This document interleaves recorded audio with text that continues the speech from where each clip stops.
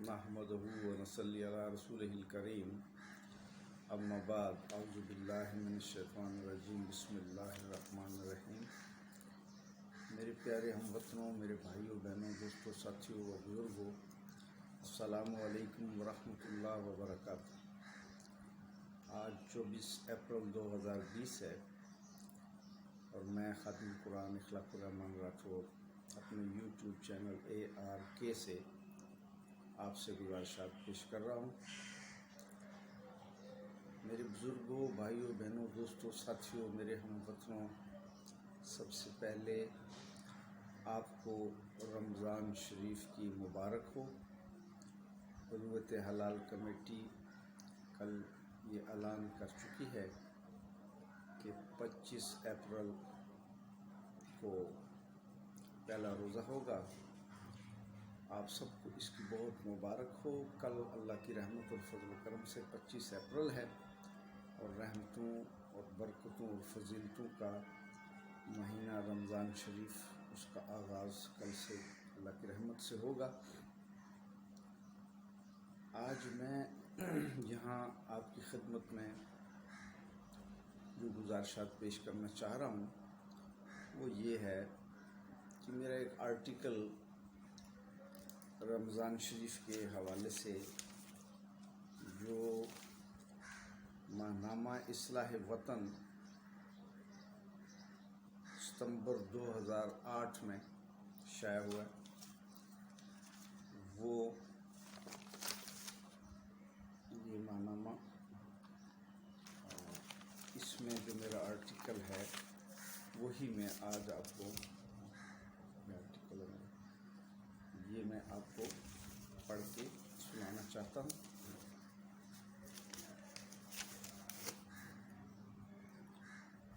इसका जो आर्टिकल का मैंने अनवान रखा है वो है रमज़ान शरीफ और चंद गौर तलब पहलू। अहले ईमान साल भर रमज़ान शरीफ का बेताबी से इंतज़ार करते हैं, क्योंकि अल्लाह रब्बुल इज़्ज़त की नेमतों और रहमतों की बहार का महीना है। अल्लाह पाक ने रमज़ान शरीफ में ही अपना मुबारक कलाम कुरान मजीद नाज़िल फरमाया। अरबी ज़ुबान में गर्मी की शिद्दत और तमाज़ुद को रम्ज़ और धूप से तपती ज़मीन को रमज़ा कहा जाता है। इब्तदा में चूँकि रमज़ान शरीफ का महीना सख्त गर्मियों में आता था, इसलिए इसे रमज़ान कहा जाने लगा। एक रवायत में है कि रमज़ान अल्लाह पाक के नामों में से एक है, इसलिए मोहतात लोग इसे अज़ाफ़त के साथ शहर रमज़ान यानी माह रमज़ान कहने लगे। यही तरकीब कुरान मजीद ने भी इस्तेमाल की है। रोज़ा अरबी लफ्ज़ सोमा का अजमी तर्जमा है और सोम के मानी है सुकूत या परहेज़ के। गोया रोज़ा तज़किया नफ्स का वसीला है। रोज़ा एक तरियाक है जो समूम नफ्सानिया को दूर करने के लिए इस्तेमाल किया जाता है, और रोज़ा का कमाल ये है कि वो बफ़ज़ल ताला इंसान को अफ़ाल व अक़वाल शहवानिया और शैतानिया से महफूज रखता है। रोज़ा हमारे इखलाक व करदार और तज़किया बातिन की इस्लाह का बड़ा ज़रिया है। महज़ भूखा प्यासा रहना नहीं है। रोज़ा का हकीकी मकसद इंसानी ज़िंदगी से हर एक बुराई को ख़त्म करके इस नेकी और पाकीज़गी का मुजस्समा बनाना है। ये बहुत गौर तलब पहलू है कि रोज़ादार जैसे रमज़ान शरीफ में होते हैं, क्या इनका कौल व फ़ेल बकाया महीनों में भी वैसा ही होता है? अगर किसी ने रमज़ान शरीफ के बाद सच्चाई की ज़िंदगी न बसर की, इसमें तब्दीली न आई, तो जाना चाहिए कि ऐसा शख्स रोज़े का हकीकी मकसद हासिल करने में नाकाम रहा। फरमान रसूलुल्लाह सल्लल्लाहु अलैहि वसल्लम है कि जब तू रोज़ा रखे तो तुझे चाहिए कि तेरे कान, आँख, ज़ुबान, हाथ और तेरा हर उज़ू भी रोज़ा रखे। और फरमाया कि बहुत से रोज़ादार ऐसे भी हैं कि इनको अपने रोज़े से सिवाय भूख और प्यास के कुछ हासिल नहीं होता। जिस शख्स ने रोज़ा रख कर झूठ बोलना और झूठ पर अमल करना न छोड़ा, अल्लाह को इसकी कुछ ज़रूरत नहीं कि इसने अपना खाना पीना छोड़ दिया था। बुखारी शरीफ। ये कितनी गौर तलब बात है कि हम में से کتنے ایسے ہیں جو روزے کے اس معیار پر پورے اترتے ہیں۔ محترم قائرین کرام، اور یہاں بھی میں کہوں گا کہ محترم ناظرین کرام، روزے کی صورت و روح کی پابندی کرنے سے روزہ دار کا اخلاقی معیار اعلیٰ ہو جاتا ہے، اس میں ضبط نفس اور تحمل پیدا ہوتا ہے اور وہ امن پسند بن جاتا ہے۔ یہ بھی جاننے کی بات ہے کہ رسول اللہ صلی اللہ علیہ وسلم نے فرمایا، روزہ باطنی طہارت ہے۔ رمضان شریف کی پہلی شب آتے ہی تمام شیاطینوں کو، سرکش جنوں کو جکڑ دیا جاتا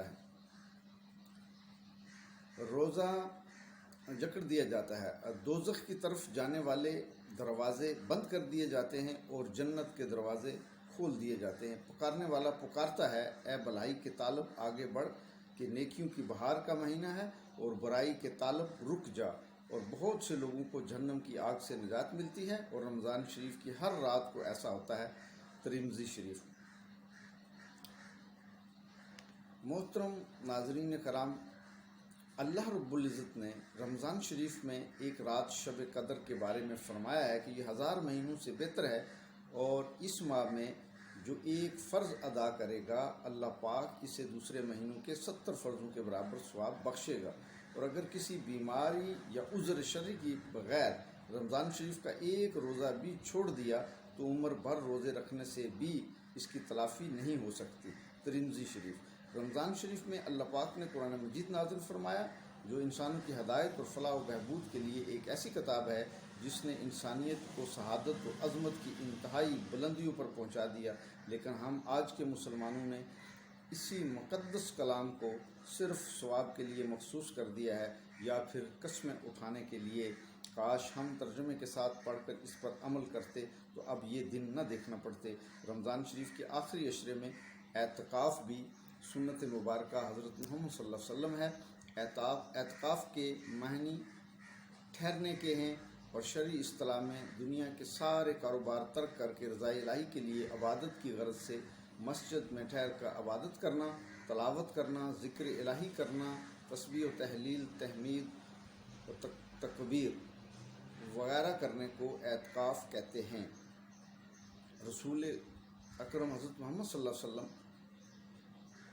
کا فرمان عالی شان ہے کہ جس نے رمضان شریف میں 10 دن کا اعتکاف کر لیا، اس کو 2 حج اور 2 عمرے کا ثواب ملے گا۔ بہقی شریف۔ یہ کتنی بڑی فضیلت اور رحمت اور فضل اور کرم کی بات ہے۔ اعتکاف کی 3 اقسام ہیں: واجب، سنت اور نفل اعتکاف۔ اعتکاف کی حکمت یہ ہے کہ خلوت میں یکسوئی ہوتی ہے، اور اس پر تمام مجاہدات کے ثمرات کا انحصار ہے۔ اس میں ہر وقت مشغولی ہے، آدمی سوتے جاگتے ہر وقت عبادت میں شمار ہوتا ہے۔ یہ اللہ کے ساتھ قرب ہے، اس کے بہت سارے فضائل اور خواص ہیں۔ اعتکاف سنت موقتہ ہے۔ جس سال نبی کریم حضرت محمد صلی اللہ علیہ وسلم نے ظاہری حیات سے پردہ فرمایا، اس سال آپ صلی اللہ علیہ وسلم نے 20 روز کا اعتکاف فرمایا، لیکن اکثر عادت مبارکہ چونکہ آخر عشر کے اعتکاف کی رہی، اس لیے علماء کرام کے نزدیک وہی سنت موقدہ ہے۔ قارئین کرام، یہ ایسا عمل ہے جس کی فیض و برکات صرف وہی جان سکتا ہے جو اعتکاف کے عمل سے گزرے۔ حقیقت یہی ہے کہ اعتکاف سے قلب بالکل صاف ہو کر آئینے کی مانند ہو جاتا ہے، اور قلب میں استعداد پیدا ہوتا ہے۔ فیض و برکات باطنیہ کے حصول کی یہ خلوت مجاہدات کی معین و مددگار ہے۔ خلوت کا ہر شخص کو طویل وقت نہیں ملتا۔ سبحان اللہ، کس طرح شریعت مقدسہ میں ایک خاص خلوت کا بندوبست فرما دیا، اور رمضان شریف کے آخری عشرے کو اس کے لیے منتخب فرما دیا گیا، اور اسی خلوت کا نام اعتکاف رکھا ہے۔ حضرت ابن عباس رضی اللہ تعالیٰ عنہ سے روایت ہے کہ حضور نبی کریم صلی اللہ تعالیٰ علیہ وسلم نے فرمایا کہ جو شخص اپنے کسی بھائی کے کسی کام میں چلے گا اور کوشش کرے گا، اس کے لیے 10 برس کے اعتکاف سے افضل ہے۔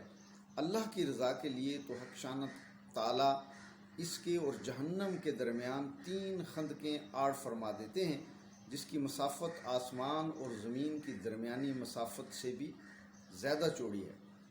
محترم قارئین کرام، اللہ کریم نے رمضان شریف کے آخری عشرے کی طاق راتوں میں ایک رات ایسی رکھی ہے جسے شب قدر، لیلۃ القدر کا نام دیا گیا ہے۔ مفسرین اور محدثین کا کہنا ہے کہ 27ویں شب ہی شب قدر ہوتی ہے۔